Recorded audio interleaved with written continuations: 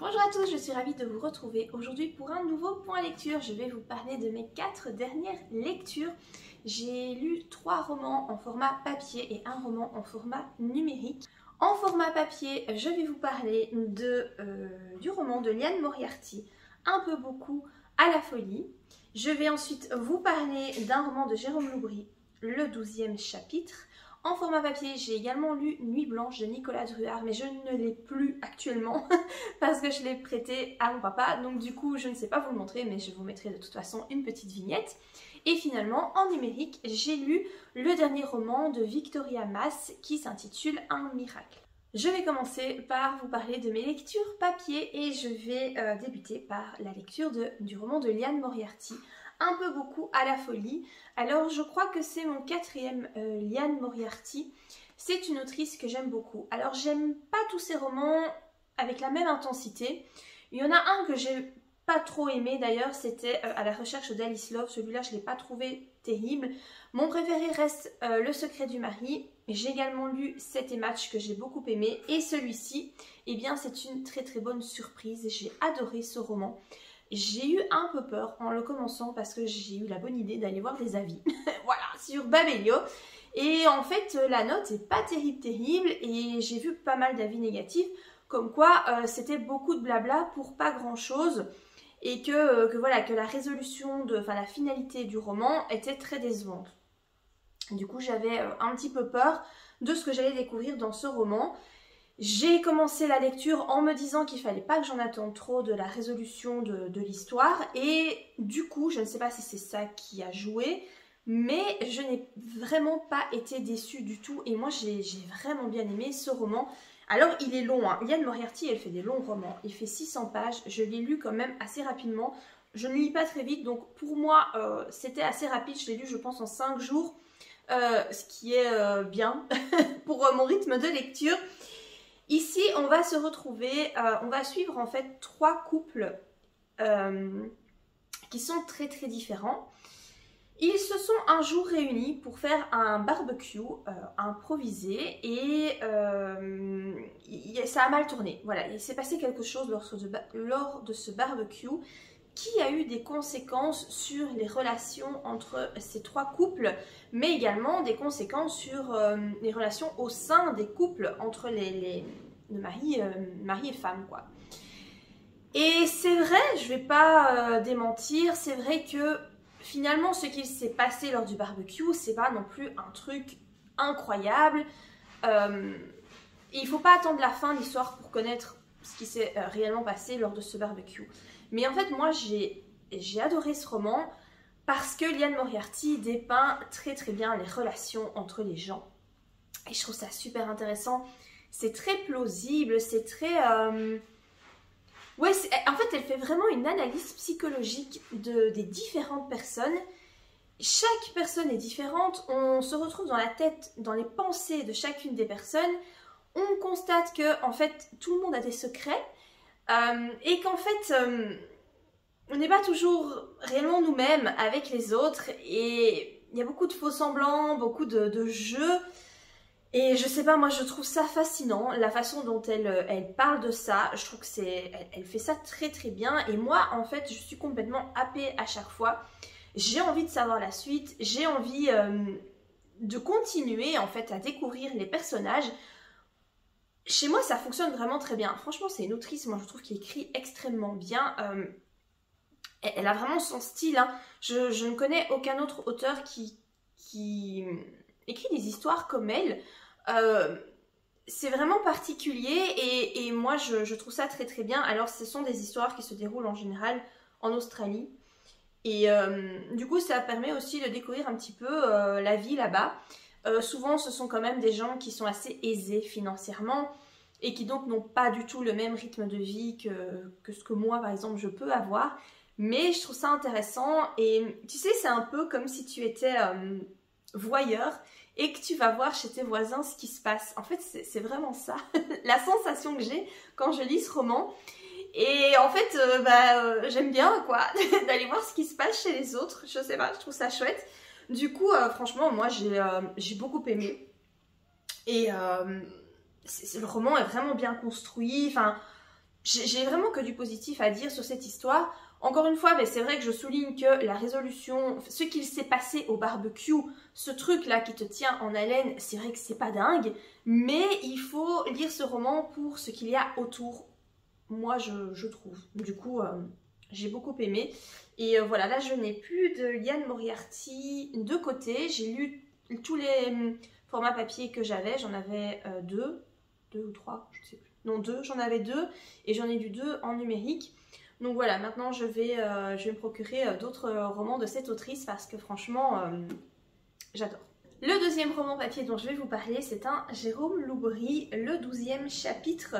Petit à petit, je suis en train de tous les lire. Il me reste son premier roman, Les Chiens de Détroit, et son tout dernier. Je ne sais plus comment il s'appelle, son tout dernier. Et puis j'aurais lu tous les romans de cet auteur. Je suis vraiment fan de Jérôme Loubry. J'adore ce qu'il écrit. Encore une fois, j'ai beaucoup aimé ce roman, mais je dois dire que c'est celui que j'ai le moins aimé de tous ceux que j'ai lus. Je pense que c'est son deuxième et c'est vrai que voilà, celui-là je l'ai trouvé un petit peu en dessous des autres. Ici en fait on va suivre un écrivain, ce qui est plutôt intéressant. Voilà, il écrit des thrillers, des romans à succès, il gagne beaucoup d'argent avec ses romans, hein, voilà, c'est genre un Stephen King si tu veux. Et un jour il va recevoir par la poste un manuscrit qui raconte sa propre histoire à lui, en particulier un épisode de son enfance lorsqu'il était en vacances. Il avait, je crois, 12 ans, ouais voilà c'est ça, il avait 12 ans. Et en fait, le 12e chapitre, donc en fait, tout est écrit comme si c'était lui qui racontait, sauf que c'est pas lui qui a écrit, vous avez bien compris le bazar. Et il y a juste que le 12e chapitre, lui a une version du 12e chapitre, mais il est dit dans le manuscrit que celui-ci a été envoyé à 2 autres personnes et que chacune des personnes a un 12e chapitre différent. Donc, il trouve très très vite qui est la deuxième personne à qui le manuscrit a été envoyé, puisque c'est son ami d'enfance avec qui il a vécu justement quelque chose dans son enfance à cette période-là. Reste à savoir qui est la troisième personne. Et donc là, ils vont devoir un petit peu chercher. Et donc, si vous voulez, le roman est écrit sur 2 temporalités. Donc tu as la partie présente avec donc, ce romancier qui découvre le manuscrit et tous les secrets autour de ce qu'il a vécu petit. Et puis, on retourne aussi dans le passé et on découvre effectivement ce qu'il s'est passé lors de son enfance, dans cette période bien particulière. On sait très très vite qu'en fait, il y a une jeune fille qui a disparu, Julie, qui était leur amie, et en fait, elle est morte. Et donc, tout tourne autour de la mort de cette petite fille. C'est bien construit, c'est haletant, t'as envie de connaître la suite, c'est bien écrit. Rien à redire par rapport à ça. Moi, c'est pas mon préféré, tout simplement, je pense, de par l'histoire. Juste, voilà, l'histoire qui m'a peut-être moins intéressée que ces autres romans. Mais ça restait quand même très très chouette, je l'ai lu assez vite. Ça reste un très bon Jérôme Loubry, ses intrigues sont pour moi à chaque fois très bien construites. Ouais, franchement c'est haletant, tu vois peut-être pas les choses venir non plus. C'était sympa, pas mon préféré, mais il est à découvrir je pense. Je ne suis pas du tout déçue de l'avoir lu. Et je vous le conseille si vous aimez Jérôme Loubry et si vous aimez les thrillers. Celui-ci est peut-être moins psychologique. Je pense que c'est peut-être pour ça que je l'ai moins apprécié. C'est moins psychologique. Moi, j'aime beaucoup quand ça tourne autour de la psychologie. Et là, c'est vrai que il est peut-être un peu moins. Mais c'était une chouette découverte et je vous le conseille. On continue avec les thrillers. J'ai donc lu Nuit Blanche de Nicolas Druard. Et là, par contre, dans le genre thriller psychologique, on est en plein dedans. Et j'ai adoré ce roman. Je l'ai trouvé très très bon. Et j'ai... le suspense, la tension en fait dans ce roman est dingue. L'histoire se déroule sur une seule nuit. Donc ça commence vers, je ne sais plus parce que comme je n'ai pas l'objet livre en main, je ne sais plus vérifier. On va dire que ça doit commencer vers les 20 h pour se terminer le lendemain matin. Donc vraiment tout le roman c'est une seule nuit. Et je trouve ça dingue d'avoir réussi à caser une histoire aussi incroyable comme ça sur un laps de temps mais très très court. On va se retrouver en France dans un hôpital par une nuit de tempête. Donc il y a une grosse tempête qui s'abat sur cet endroit-là. Donc c'est un endroit un petit peu isolé en France, genre dans une petite cuvette. Enfin vraiment c'est un endroit très particulier en France. Et donc une tempête, ça va sur la région. Mais il y a de gros dégâts. Des arbres qui tombent, il y a énormément de pluie, il y a des éboulements, etc. Ce qui fait que l'hôpital va se retrouver coupé de tout. Donc les personnes, donc il y a un médecin et 4 infirmiers, je ne sais plus, 3-4 infirmiers, sont présents sur place. Donc ils ont fait leur journée de travail, ils étaient censés être remplacés par l'équipe de nuit, sauf que l'équipe de nuit ne va jamais pouvoir arriver. Ils vont donc devoir assurer le service, s'occuper des malades, et bien durant cette nuit angoissante. Voilà, et un petit peu avant que cette tempête n'arrive, il y a un nouveau patient qui va être interné, mais c'est un patient un petit peu particulier. Voilà, déjà il vient d'un hôpital psychiatrique et lorsqu'il arrive, il est entouré par la police. Il y a vraiment beaucoup de précautions qui sont prises par rapport à ce patient.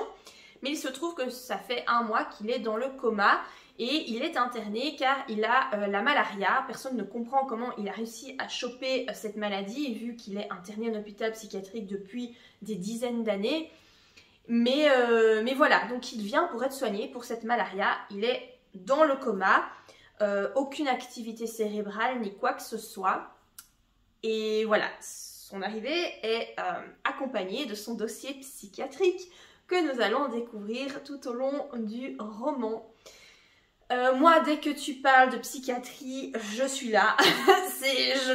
Je ne sais pas pourquoi, je trouve ça fascinant à ce point-là. C'est un peu glauque d'ailleurs, mais dès que je lis un roman où il est question de maladie mentale, ça me met mal à l'aise, mais je suis complètement happée par l'histoire. C'est incompréhensible, mais c'est comme ça.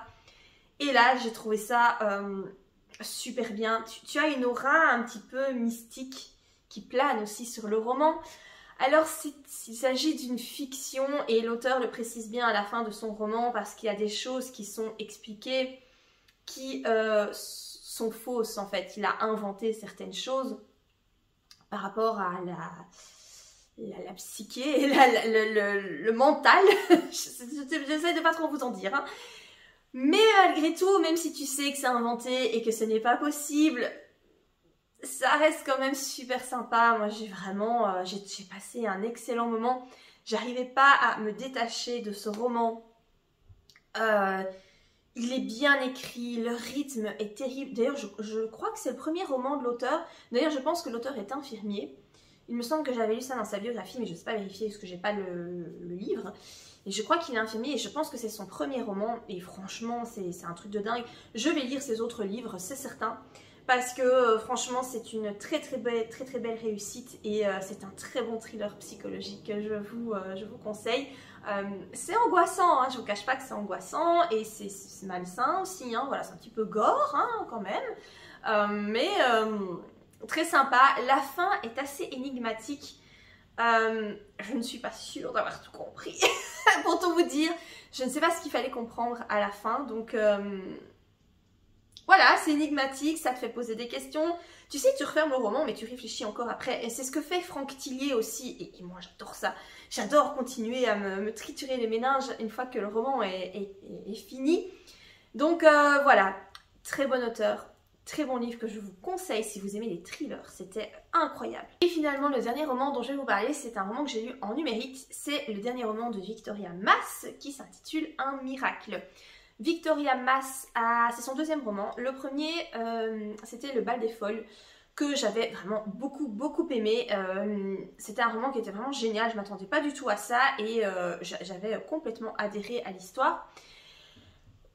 Pour ce deuxième roman, je vous avoue que c'est pas trop la même chanson. Hein. J'ai pas aimé en fait. Heureusement que je l'ai pas payé cher. J'ai acheté en numérique, il coûtait je crois 4,49 €. Et heureusement qu'il était assez court au final parce que je ne serais pas restée 2 semaines sur cette histoire, c'est certain. Ici, on va parler de religion catholique. Alors, moi, ça m'intéressait du coup, bien que je ne sois pas catholique, je l'ai déjà répété, et apparemment ça choque certaines personnes que je crache sur la religion catholique, mais écoutez, je ne vais pas changer mes propos, voilà. Je ne suis pas catholique et je n'aime pas cette religion. Je n'aime pas tout ce qui tourne autour de cette religion, tout ce qui a eu lieu dans le passé, etc. Je trouve ça très malsain, mais bon bref, c'est pas le sujet de la vidéo. Ici, en fait, on va suivre une nonne qui va en fait être transférée dans un autre couvent, donc de sa propre initiative. C'est une nonne qui voue un culte obsédant, on va dire, à la Vierge Marie. Et donc, elle va être transférée, je me sens que c'est en Bretagne, dans un petit couvent. Voilà, la nonne, en fait, elles sont deux, je pense, deux nonnes. Il y en a une des deux qui est morte, et donc il faut la remplacer. C'est comme ça qu'elle se porte volontaire. Elle se porte volontaire pour une raison bien précise, c'est car l'une de ses consoeurs, je ne sais pas si on dit ça comme ça, pour les autres nonnes avec qui elle, voilà, elle vit, apparemment voit des choses et lui aurait fait une prédiction comme quoi elle allait voir la Vierge Marie si elle allait dans cet endroit. Et vu que elle est vraiment obsédée par la Vierge Marie et c'est son but ultime dans la vie, c'est de pouvoir avoir l'illumination et se la jouer à la Bernadette Soubirous, je crois que c'était ça son nom de famille, et voir donc la Vierge Marie apparaître, elle décide d'aller là-bas pour espérer donc que cette prédiction se réalise. Sauf que quand elle se rend là-bas, très vite, en fait elle se rend compte qu'effectivement la Vierge Marie apparaît, mais pas à elle, la Vierge Marie apparaît à un jeune garçon. Et voilà. En gros, l'histoire, c'est ça. Voilà, il se passe pas grand-chose, mis à part que ce garçon va voir à plusieurs reprises la Vierge Marie lui apparaître.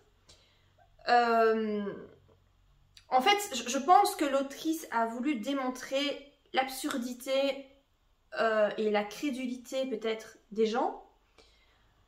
Je ne suis pas sûre que le message vis-à-vis de la religion catholique soit hyper positif. Je ne sais pas en fait ce qu'elle a voulu démontrer. C'est un peu flou, c'est vraiment pas clair. Mais en gros, elle veut quand même, moi de ce que j'ai compris, démontrer que les gens sont cons. Voilà. Et qu'ils sont prêts à croire n'importe quoi et que la religion n'apporte pas de très bonnes choses en soi. Après, je vous dis, est-ce que c'est ma propre interprétation vis-à-vis de ce que je pense de la religion, ou est-ce que c'est vraiment ça qu'elle a voulu démontrer? Franchement, je sais pas, c'est très flou comme roman, c'est difficilement compréhensible dans le sens où tu sais pas où l'autrice veut en venir. Je sais pas, c'est pas clair. Voilà, c'est pas clair. L'histoire du coup est pas dingue, hein. Voilà, t'as pas un suspense de malade, il se passe pas grand chose. C'est très spécial et c'est pas forcément bon. Et ce que j'ai pas aimé non plus, c'est le style d'écriture. Alors autant dans le bal des folles, j'ai bien aimé, franchement, j'avais rien à redire par rapport au style. Là, j'ai l'impression que l'autrice a voulu... En fait, il y a plein de mots un peu savants, des mots qu'on n'utilise pas dans le langage de tous les jours, qui sont insérés régulièrement.